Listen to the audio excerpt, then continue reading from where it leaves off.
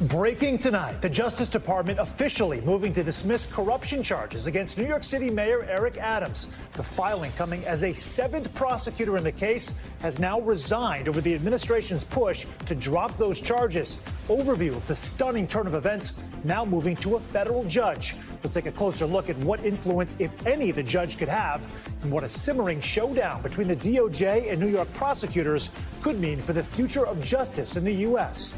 Also tonight, mass federal firings. Thousands left without a job as the Trump administration cleans house. The positions eliminated and which department could be their next target. The dangerous storm on the move after unleashing torrential rains on Los Angeles. Dash cam video capturing a driver escaping his car swept away in a mudslide.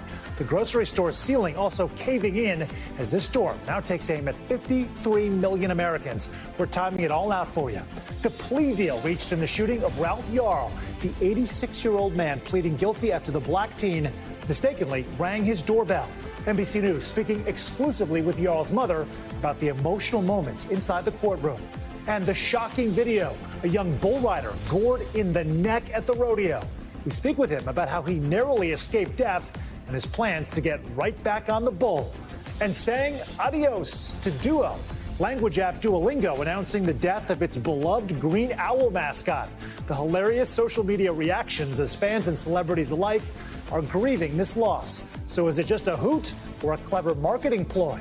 Plus, the cost of love this Valentine's Day. The chocolate prices taking, shall we say, a bittersweet toll on the holiday. Top story starts right now.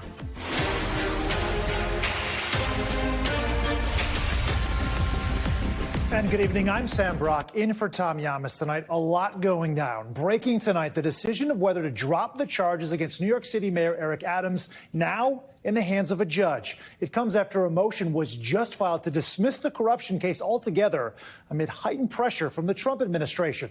That move sparking a showdown between the DOJ and some of its own lawyers, with more than a half dozen prosecutors stepping down. The dramatic standoff comes just days after the acting Deputy Attorney General, Emile Beauvais, pushed to drop the case, saying it was restricting Adams' ability to devote full attention to immigration and violent crime. Mayor Adams has long denied any wrongdoing. Let's quickly remind you of what he's actually accused of. Adams was indicted on 5 counts, including bribery, fraud, and soliciting illegal foreign campaign donations, including free plane tickets and luxury hotel stays. A total of 7 prosecutors have now resigned. One of the lead prosecutors, Hagen Scotton, warning President Trump that he could use the charges as leverage over the mayor, and now calls for Adams to resign are escalating. This mayor can no longer be the mayor of this city. Right now, New York City is being run by someone that cannot make the best decisions for this city. But some legal experts are sounding the alarm on this entire situation. A former federal prosecutor writing in part, in his first weeks in office, Donald Trump has taken unprecedented action to invite corruption in the federal government and to undermine the guardrails meant to protect against it. This is beyond troubling. It is an emergency. We have a lot to get to this evening. NBC senior legal correspondent Laura Jarrett starts us off. Tonight, the Justice Department officially abandoning its corruption case against New York Mayor Eric Adams. The formal motion to dismiss all charges filed by a career prosecutor in Washington after a standoff with prosecutors in New York who refused to go along. The lead attorney overseeing Adams' case in Manhattan penning a blistering resignation letter obtained by NBC News, laying into Trump-appointed DOJ brass for saying the case was distracting Adams from devoting his full attention to the president's priorities on immigration and crime. Attorney Hagen Scotton writing, "No system of ordered liberty can allow the government to use the carrot of dismissing charges or the stick of threatening to bring them again to induce an elected official to support its policy objectives." Adding, "If no lawyer within earshot of the president is willing to give him that advice, then I expect you will eventually find someone who is enough of a fool or enough of a coward to file your motion, but it was never going to be me." As Adams now faces growing calls to step down, the pressure he faces when it comes to supporting Mr. Trump's immigration objectives on full display as the mayor and Trump's border czar Tom Llamas appeared together this morning on Fox. If he doesn't come through, I'll be back in New York City, and we won't be sitting on the couch. I'll be in his office, up his butt, saying, where the hell is the agreement we came to? Adams pushing back on the idea of any quid pro quo, saying tonight, I want to be crystal clear with New Yorkers. I never offered, nor did anyone offer on my behalf, any trade of my authority as your mayor for an end to my case. Never. Still, the case touching off an upheaval within the department, with at least 7 prosecutors quitting, including those in Manhattan with sterling conservative credentials. As for what comes next here, a judge still has to sign off on this deal, so it's not quite a done deal, if you will. And while the judge can't exactly block it, he could make it uncomfortable, questioning the prosecutors about how all this went down. Back to you. All right, Laura, thank you. That's actually a great springboard now to our next subject matter. For more on this case, I want to bring in NBC News legal analyst Danny Savalos. Danny, walk us through right now this filing the DOJ has just submitted asking to drop the case. As Laura mentioned, it now goes before a judge. What can that judge actually do here? Yeah, forget the DOJ filing. What about all these letters and memos going back and forth between Emile Beauvais, Danielle Sassoon, and other folks that are not filed on the record? The drama is happening not only on the record with the motion to dismiss, but off the record with these memos and letters going back and forth, volleys fired back and forth between Maine Justice, now headed essentially by Emile Beauvais and Trump's appointees, and members of the Southern District who were holdovers, I guess you would say, from the old Biden administration. They're fighting back. So the motion is to dismiss, and yes, the court theoretically has to approve, and there are cases that have said where courts have held off on it or made it difficult, but in all likelihood, the case will be dismissed. So you sound skeptical that a judge is going to intervene here and say there's not enough in terms of the legal merit of dropping the charges, which were brought for a reason in the first place, to actually take action? Right. In theory, the rule requires court consent, but the practical reality is what happens if the court orders the DOJ to continue with the prosecution. And again, AUSA Sassoon did, or I should say, then acting U.S. Attorney Sassoon pointed out some cases where this kind of thing has happened. But the reality is the case is going to be dismissed. What does SDNY, the Southern District of New York, that office look like? You now have 7 prosecutors who have resigned. Are you expecting more? What are the long-term implications here? Maybe. A lot of people are talking about the Saturday Night Massacre during the Nixon era, which really only had a couple resignations. We're seeing more than just a couple resignations. So this is a really big deal. And it's so rare, especially for people who are not former federal prosecutors like me and people who are not involved in government, to see this kind of internal battle play out right out in the open for everyone to see. I can't express to you enough how completely unprecedented it is, not the dismissal of Eric Adams, but just the infighting between Maine Justice and the Southern District. And a lot of folks don't realize that there is a culture of, I would say tension between the two. They are truly independent, but the Southern District does think of itself as independent from Maine Justice, even if it isn't. That's such a good point, right? Because there should be some sense of an impartiality there. The office views itself as its own entity. And yet now you have a situation where these, correct me if I'm wrong, but these charges could be brought back at any time, right? So Mayor Adams, if the expectation is he's going to be acting impartially in his office, but he knows the specter of the charges coming back if he doesn't follow a certain policy agenda, like, is it possible under these circumstances for an elected official to be doing his job without worried about some of these other outside noises? It's the most intriguing part of this dismissal is the dismissal without prejudice. Now, here's the thing.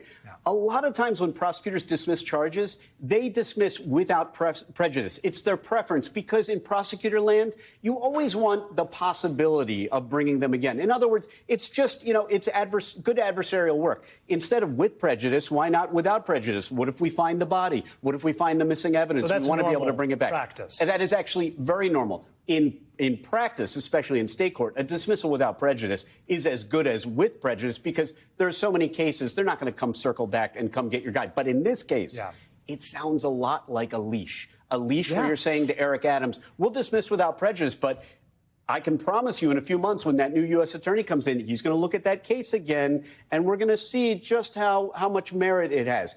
And between the lines, it sounds a lot like we're going to see how much you've helped us with our immigration policy since then, and maybe we'll bring this case again. It is pretty ominous. I mean, Thomas Homan even said on Fox and Friends as he was sitting next to Eric Adams, hey, if you don't honor our agreement, and Adams is like, what agreement?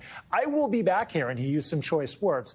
Does that not raise alarm bells for anyone concerned about the ethics and sort of moral boundaries of the Justice Department? It raises alarm bells. Now, in fairness, Emile Beauvais, in his memo directing dismissal, said, hey, just in case you think this is a quid pro quo, it's not. And he explained why in a footnote. But Adams said that. No, this is what Emile Beauvais... But Adams also said that. Right, yes. So everybody's saying there's no quid pro quo, but methinks everyone doth protest too much. I mean, it's not enough to dispel the idea of a quid pro quo by just saying nothing to see here. I mean, that's been since time immemorial. One last other question here. Can Letitia James, the Attorney General in New York, can she take any steps from the state level to bring any charges against Adams? It likely wouldn't be Letitia James. It would likely be more the Manhattan DA's office, although they would likely be conflicted out. So you're right. It could go back up to the Attorney General. But in theory, yes. In practice, if they had not investigated and considered prosecuting him before, that too would be a bad look, because it would look like, oh, the only reason we thought he was guilty of a crime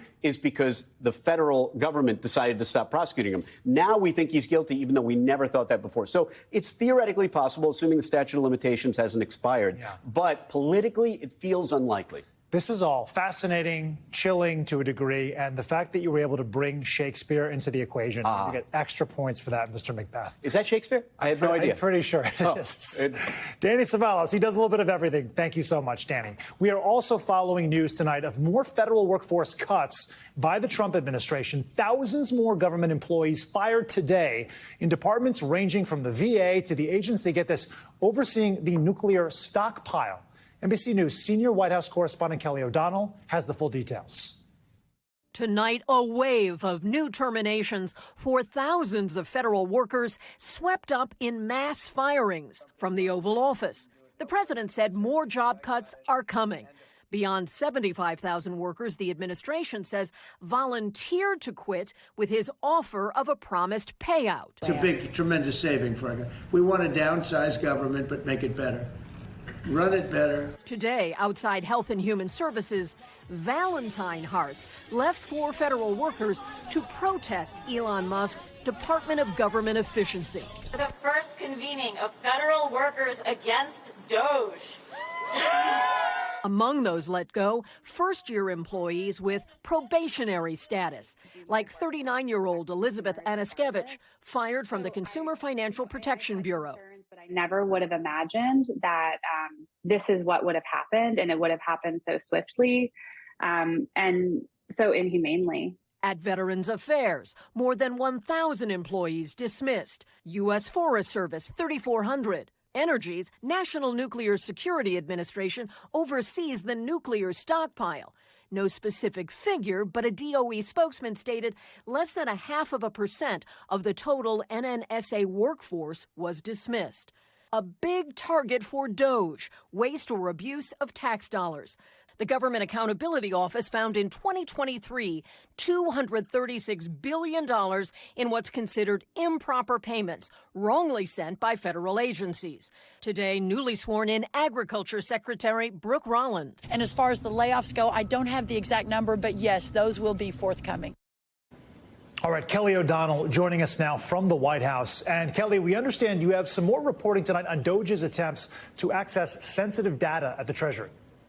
And Sam, you know, there are many lawsuits related to their activities, and one of them focuses on whether those Doge teammates of Elon Musk can get into secure systems inside Treasury. 19 states' attorneys general filed suit on this. A judge today heard arguments and is extending the temporary restraining order pending a final decision on this case. Sam? All right, Kelly, thank you so much. The whirlwind in Washington continues. In the meantime, now to that powerful atmospheric river that slammed Southern California overnight. Mudslides pushing a fireman's SUV into the ocean, and a rare California tornado damaging homes.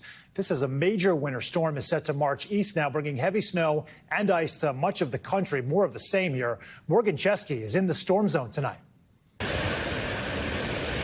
In Malibu, a mud-covered SUV tossed surfside after a terrifying moment mid-storm. Dashcam capturing a rain-fueled torrent exploding through concrete barriers onto the Pacific Coast Highway, where it swept this SUV off the road in seconds.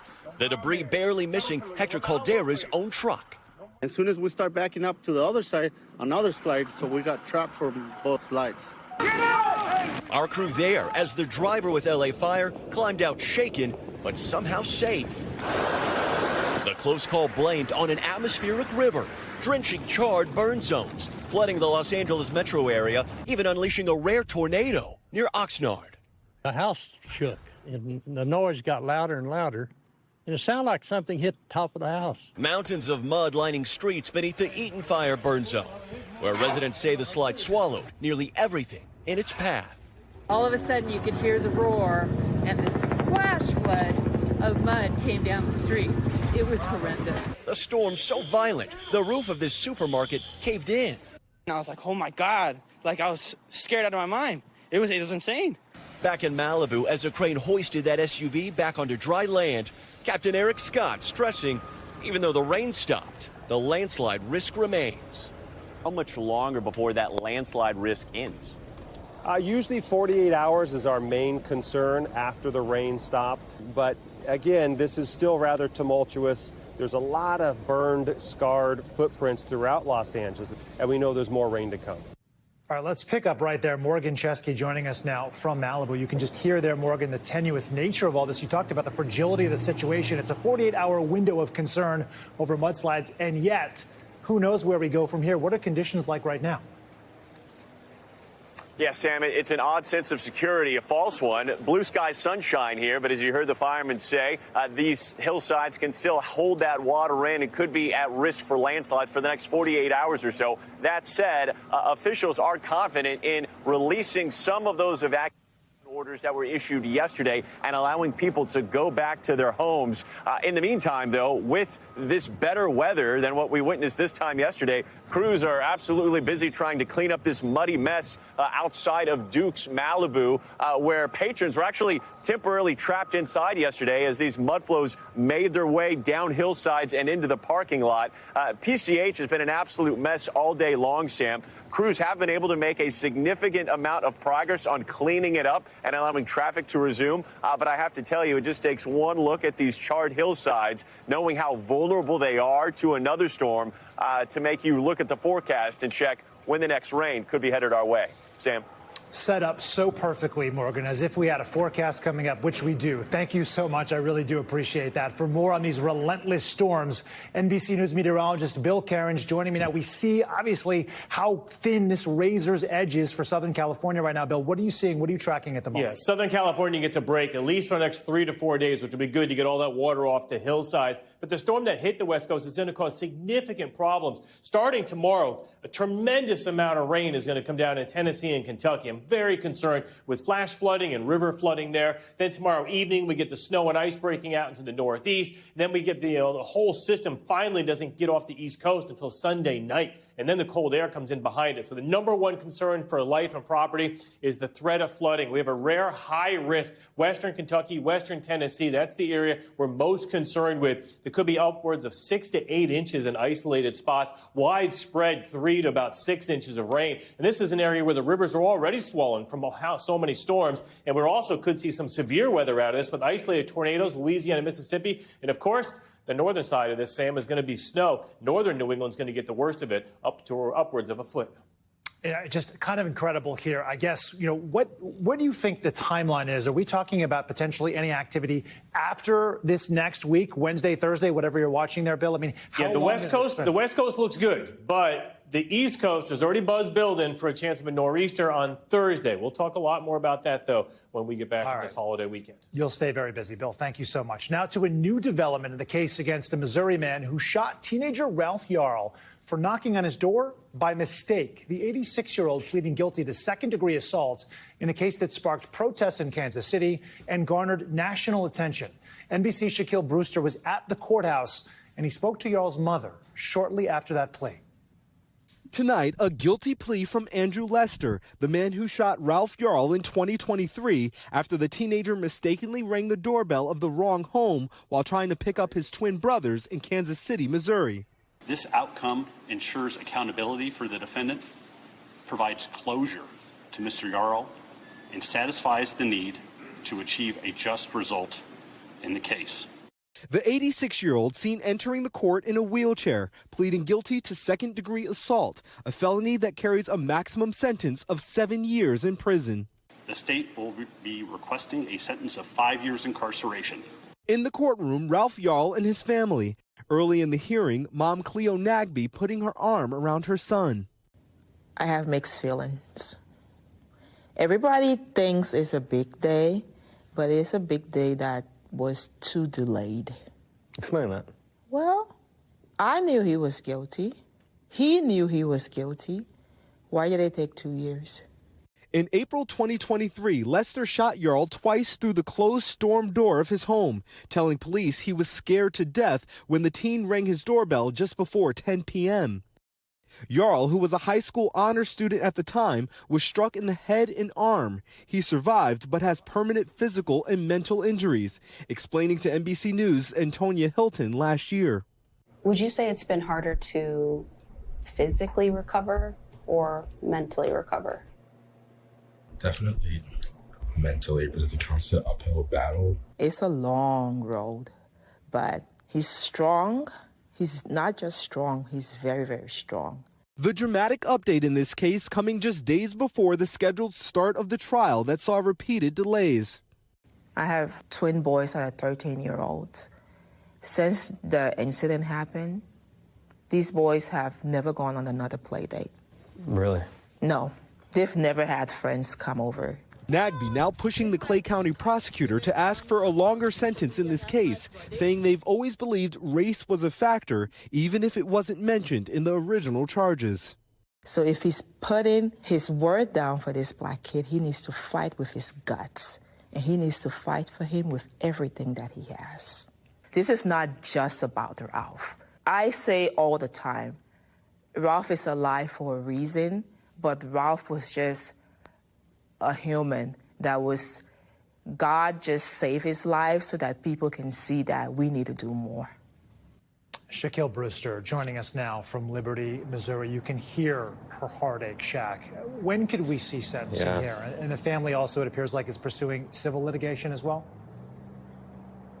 That's right, Sam. The sentencing is scheduled for March 7th, and really it's up to the judge at this point in terms of what that sentence will be. State law allows for anything as light as 1 day in jail, or it says actually, and or a fine, all the way up to that maximum 7 years behind bars. You heard in that story there that the state prosecutor is going to be asking the judge for 5 years in prison. But talking to Yarl's mother, you really heard the pain in her voice. And she also said that this is going to help bring a sense of closure. This is going to help Yarl move on as he's in college right now and live the life that he wants to live. But she made clear that the fight is not over. There's that civil litigation against both Lester and his housing association that alleges he was careless in his actions. But she says she also wants this to start a conversation around gun violence, around racial bias, and around the value of life, Sam. Yeah, important points, as you heard, that her kids are going to be carrying this trauma now for a very long time. Shaq Brewster, thank you so much. Absolutely.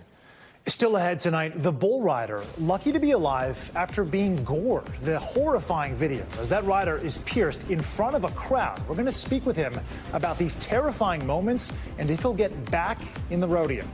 Plus, late today, the woman who accused Jay-Z of sexual assault now dropping her lawsuit. How his team is responding tonight. And the Pope hospitalized and forced to cancel multiple public appearances.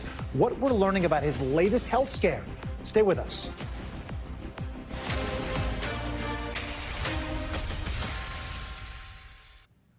And back now with a scary moment at a rodeo in Florida near the Tampa area. A 24-year-old bull rider pierced in the neck by a bull's horn, and the entire thing captured on video as EMTs rushed in to try to help him.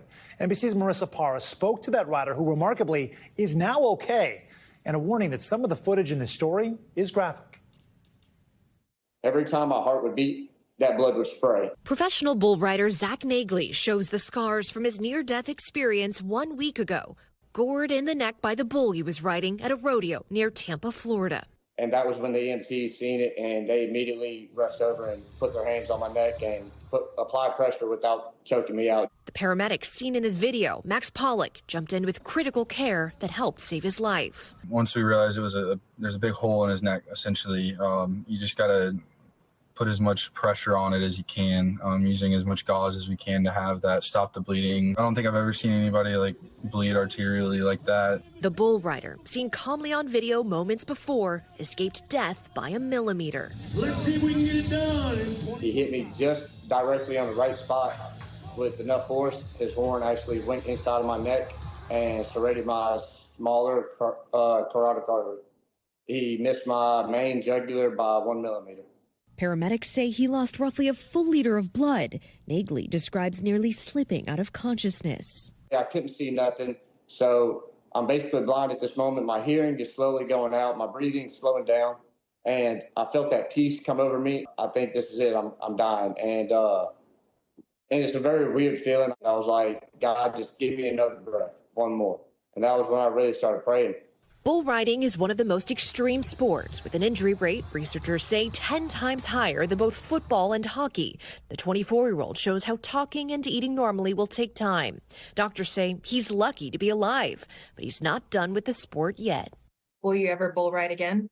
Yeah, I'll be back probably around mid-April once I'm fully healed up. Nagley says he has no hard feelings towards the bull or the sport. In fact, he can't wait to get back in the proverbial saddle. You're living life on edge. It's the freedom that comes with rodeo. It's the friends, the family, the community that you're able to meet throughout all of these different states. That's really why I fell in love with it.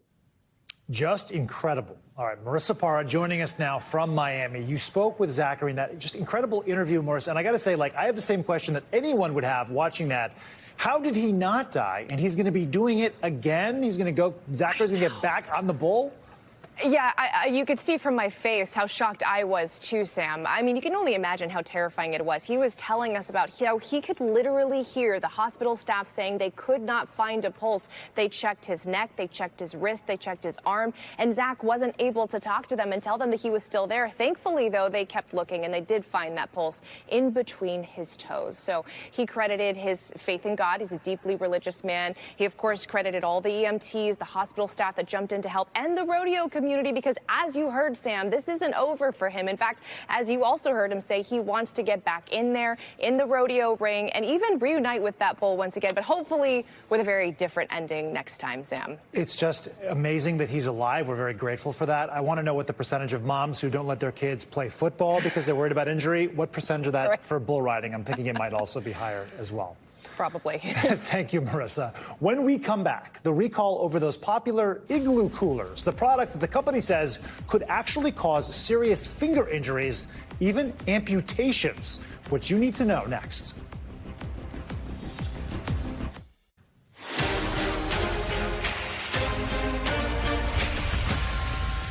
Back now with Top Stories news feed, and this just in, the rape lawsuit against Jay-Z, has been dismissed. The suit, which also included rape allegations against Sean Diddy Combs, was dropped by the lawyer for the Jane Doe in this case. She initially alleged the two raped her in 2000 when she was 13. Roc Nation, the company owned by Jay-Z, releasing a statement calling this a victory, but saying the suit caused trauma to his wife Beyonce and their children. Diddy, meantime, remains in prison on sex trafficking and racketeering charges for other cases. Well, Pope Francis admitted to the hospital for bronchitis treatment. The Vatican saying that an examination found the Pope did have an infection of the respiratory tract and a slight fever. The 88-year-old pontiff had to cancel scheduled events for the next 3 days. The latest diagnosis follows a series of other illnesses and injuries for the Pope. That includes a fall at his home just a few weeks ago. In his autobiography, he downplayed his health issues, saying it's just his age. And a consumer alert this evening, Igloo recalling 2 of its coolers over fingertip crushing and amputation risks. Igloo issuing that recall after receiving a dozen reports that handles on their 90-quart flip and toe rolling coolers pinched customers' fingers. That recall applies to more than 1 million units sold across North America between January 2019 and January 2025. Igloo says that customers should stop using the cooler and contact the company for a free replacement handle.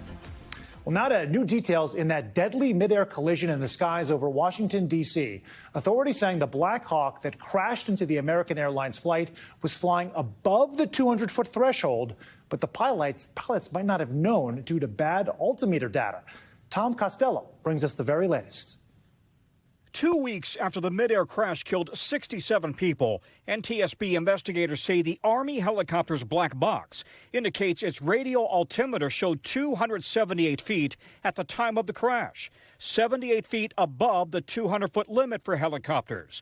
But the chopper pilots may not have known because their barometric altimeter may have been feeding bad data. In other words, they may have thought they're at one altitude when in truth they were at a different altitude. It's possible, but we have a lot of work to do till we get to that. The NTSB also says the chopper crew may not have heard a critical message from air traffic control to pass behind the regional jet. Pass too far, pass behind this RJ. Because one of the chopper pilots keyed his mic over the words pass behind the.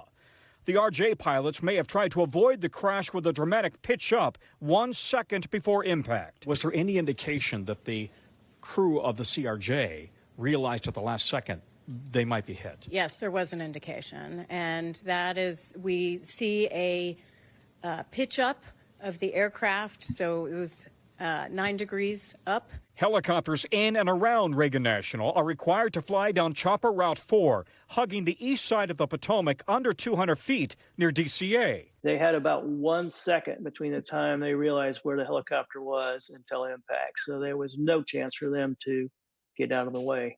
Tim Lilly is First Officer Sam Lilly's father. He also piloted regional jets and Blackhawks around D.C. Sam's departure, he left a giant hole in our family. You just don't know how long you have with somebody you really love, and we weren't ready for him to go yet. The NTSB says it's also looking at whether the chopper crew's vision was limited by wearing night vision goggles. A final report on the crash could take up to a year. Sam? All right, Tom Costello, thank you so much. Coming up next, climate change impacting your wallet this Valentine's Day. Very specifically, the price of chocolate soaring. Some products costing 12% more than just last year. How severe weather in Africa is driving this change and how you can save a few bucks. That's next.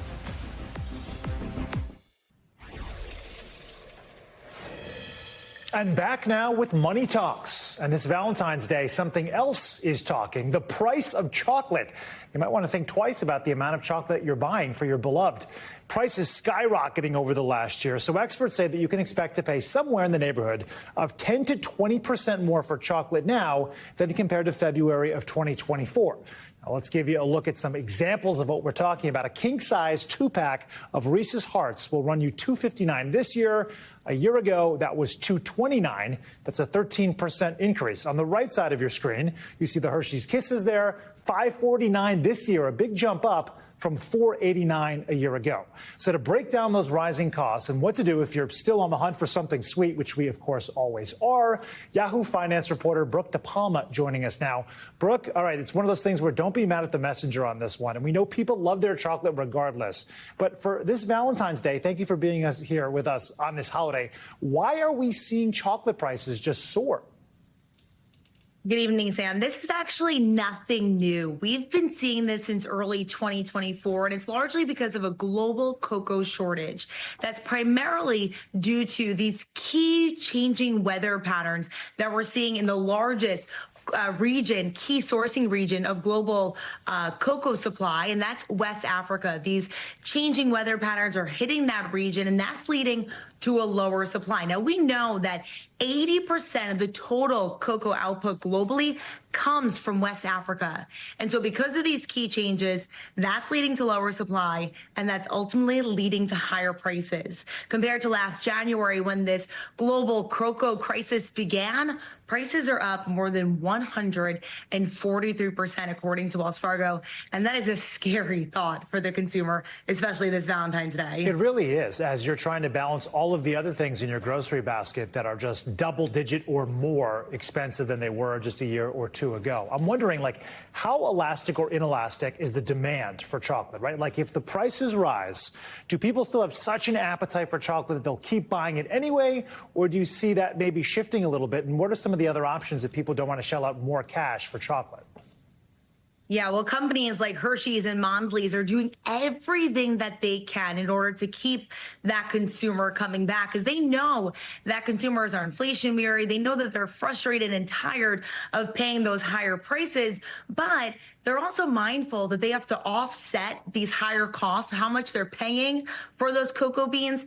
And unfortunately, that's getting passed along to the consumer in forms of price. And we know that the cocoa harvest seems to be improving, but they're going to have to keep raising prices in order to continue to offset this deficiency in supply. And so consumers can look for ways to save. Certainly shop tomorrow if you happen to be celebrating Valentine's Day over the weekend. We know that these stores are going to be putting out deals in order to get rid of the Valentine's Day inventory, but also look out for these different forms, perhaps, of chocolate. So say instead of a dark chocolate that contains more cocoa, look out for, say, a chocolate bar with almonds in it. That's an interesting cheat code there. I would also say if you're buying your Valentine's Day chocolate after and you're trying to give that to someone like a month from now, they might be on to what you're doing, but I like where your head is at, Brooke. Thank you so much. I really appreciate your time here. Brooke DePalma from Yahoo Finance with everything you need to know about chocolate over the Valentine's Day holiday. Thank you, my friend. All right, from sweets to now social media, something that is a story making waves all over social media. The language learning app Duolingo killing off their own mascot. It's a move that's attracted mass attention from other companies, celebrities, even the World Health Organization. Here's a look at the final farewell to Duo. If you've been online recently, you've probably seen something the internet has been buzzing about. Duolingo is dead. I am on Duo is dead TikTok. Why is he dead? Why is he dead? The death of Duolingo's mascot, the fuzzy green owl known as Duo, the killer stunt sending shockwaves across social media. The language learning app announcing the news in a post that's already amassed more than 100 million views, saying authorities were investigating the cause. But TBH, he probably died waiting for you to do your lesson. But what do we know? Oh my God, my Shayla! Companies like Hilton, Chipotle, and even Netflix trying to borrow some of that buzz.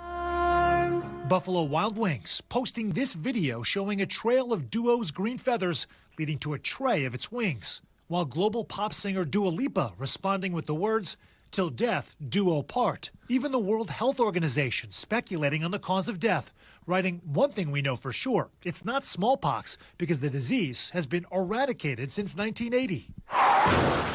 But Duolingo now says the cause of death was actually a Cybertruck, asking the public to help identify the suspect. But not to worry, we're monetizing grief. One clue as to why Duolingo might have done this, the company using the viral promotion to sell plushies of its deceased mascots, and its CEO now urging users to take their sadness and start scrolling. Let's do what he would have wanted. Open up the app, do a lesson, and share your fondest memories. I think that there is probably a much larger strategy here to keep the current audience interested and then bring in new users and bring in new people into Duolingo. You made a promise. It's just one of many viral hits by the tech app, which has 16 million followers on TikTok. Last year, Duolingo reporting a total of 8.6 million paid subscribers, up nearly 50% from 2023. Marketing people are realizing that people want to participate. People want to entertain. Psst, it's time for you to... Other brands reviving beloved mascots on social media too. Wendy's and Pop-Tarts bringing theirs back to create viral content. Even the WNBA's New York Liberty growing their fan base with mascot Ellie the Elephant. It's become part of a broader culture, and I think that it absolutely is just going to grow in this global world. As Duo is laid to rest, the impact that persistent green owl had on the brand appears to live on. And thank you so much for watching Top Story this evening. I'm Sam Brock in New York for Tom Llamas. Stay right there. More news on this Valentine's Day holiday is on the way. Thanks for watching. Stay updated about breaking news and top stories on the NBC News app or follow us on social media.